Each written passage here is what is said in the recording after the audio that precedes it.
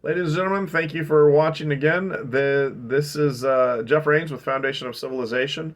I want to do a quick update on the results of the meeting between Russian President Vladimir Putin and U.S. President Donald Trump that occurred in Alaska this past Friday.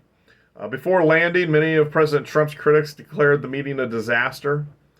These are people who don't care how many more people die in this war, this senseless war. Uh, the presidents did not share any details. My guess is that President Trump had to present what they discussed to Ukraine's President Zelensky and more than likely many of the European leaders before they make it the deal known worldwide. European leaders were afraid about the details of the deal and decided to join President Zelensky on his trip to the White House. You should be wondering why President Trump is negotiating this deal and not European leaders and NATO or the last U.S. administration.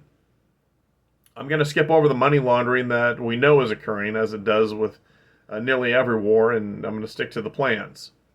Unfortunately, NATO has been relying on the USA to provide its security for far too long. They haven't been prepared to defend themselves for decades now. Not at the levels that are necessary. The USA has provided the bulk of funding, manpower, logistics, and technical support to keep NATO and Europe from being overrun by the Eastern European forces. Many years ago, the Warsaw Pact.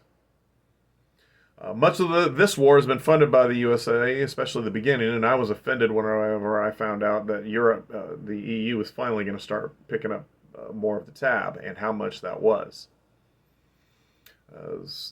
As far as soldiers go, the Ukraine is down to old men and young boys. They cannot continue this war much longer, no matter how bravely their soldiers fight.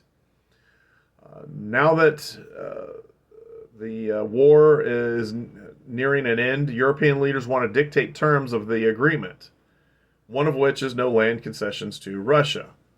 Trouble is that if the U.S. pulls out of this war and does not back it with funding, intelligence, and material, Europe does not have a workable plan to support the war.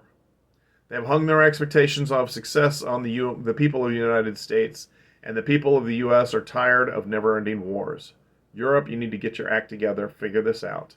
Realize you're not going to get everything you want. All of your demands were on the table 3 years ago in Turkey, and you decided to reject it, so more people could die. Please pay attention. Please like, share, and subscribe. Jeff Rains, Foundation of Civilization. I'm going to do a little bit longer version of this later.